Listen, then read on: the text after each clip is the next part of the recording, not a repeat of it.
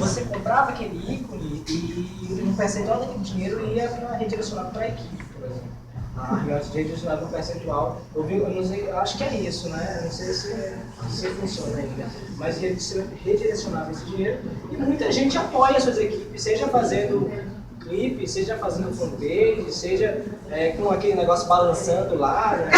Tipo, treco lá, camisa. É meio tipo, bora Bahia. Tipo, bora, isso, bora, gente. Bora ser, mãe, gang, bora, tipo, isso. Tem uma moça ali querendo falar um tempão, coitada.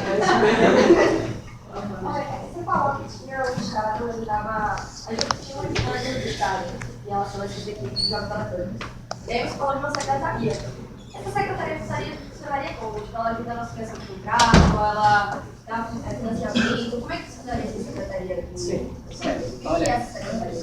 Eu tenho algumas informações, eu tenho todas, porque eles não disponibilizam muitas informações. Essa informação que eu vi foi num relatório de uma consultoria de jogos de prática, eu não vou lembrar o nome agora, mas eu tenho um PDF lá em casa, onde eles faziam esse percurso, por exemplo, dos jogos do esporte eletrônico, da década de 90. E citava essa secretaria. Mas eles não dão muitas informações, assim, eu até vou dar uma procurada depois dessa pergunta, até para saber como é que funciona, mas eu acredito que ela seja no sentido tanto acho que de fiscalizar, por assim dizer, isso eu chutando aqui, entendeu? Eu vou depois dar uma pesquisada para saber melhor.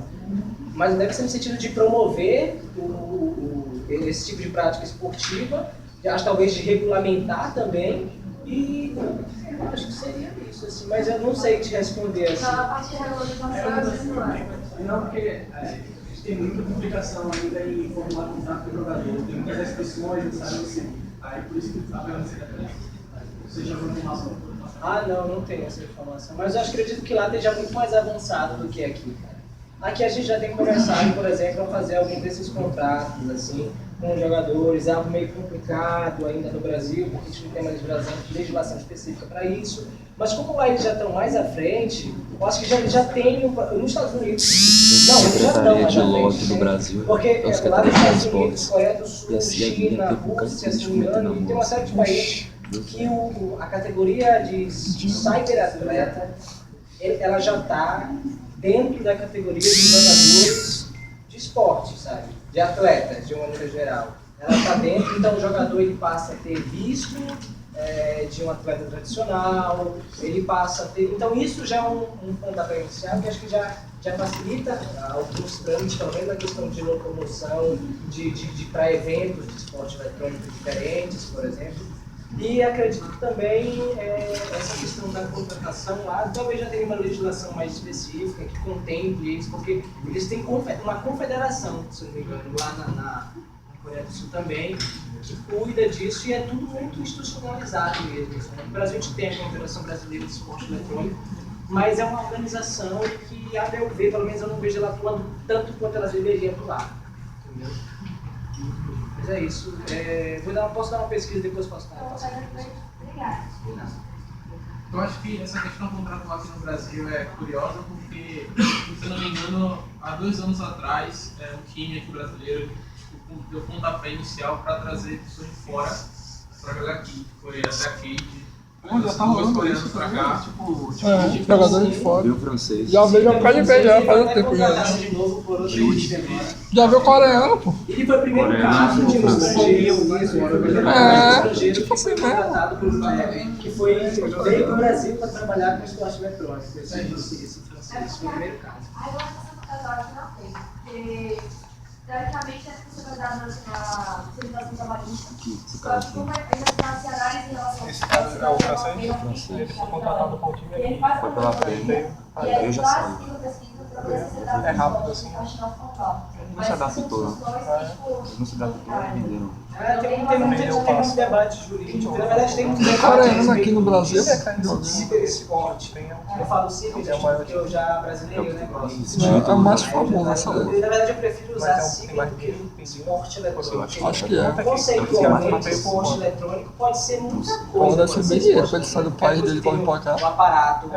Eu sei que quando eles ganharam o CBLOL, eles ganharam 60 mil. Que tenha, por exemplo, CBLOL, campeonato aqui no Brasil. Se eu pegar uma boneca, por exemplo, eles Não, foi no fazem Brasil, esporte eletrônico. Cebilando. Uma boneca, sei lá, O tipo brasileiro. faz alguma coisa mais rápida lá nela, é um esporte eletrônico. Então eu prefiro seguir esse esporte mais que é um esporte dentro do jogo. Mas no Mundial, assim, não sei quanto é um Mundial. Deixa mais Você redondo. acha? assim. Campeonato brasileiro. O time que ganha o campeonato brasileiro acho que ganha 5 milhões. Campeonato brasileiro de futebol. Ah, isso aí é Tudo assim, comparado ainda é a ainda é diferença enorme, nem compara. E que é um esporte que é bem aberto, assim, bem amplo, porque é uma coisa que então é uma coisa bem mais fixa na cabeça de todo mundo. E no caso do cybersport, por exemplo, do League of Legends, o League of Legends ele foi criado por uma corporação, né, uma empresa. Então ela tem um controle muito maior desse espetáculo todo do que com relação ao futebol, que é algo muito mais amplo. Então, isso se torna até um pouco perigoso, né? Porque o espetáculo ele meio que vai tomar a direção que essa empresa decidir.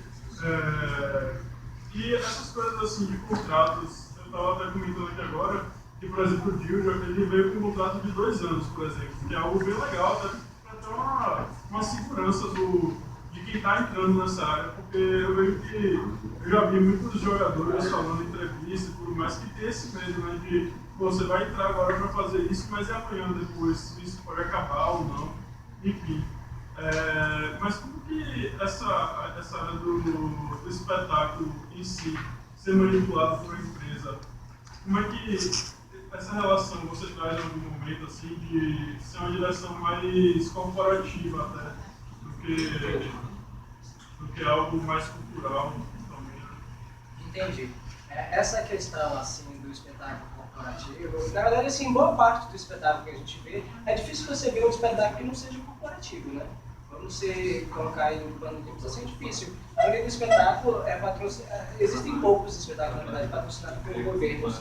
A maioria do espetáculo é, mediaticamente, pelo menos, eles são espetáculos que são patrocinados por grandes multinacionais ou por grandes imprensas, por grandes corporações de comunicação, mais grandes ou conglomerados de comunicacionais.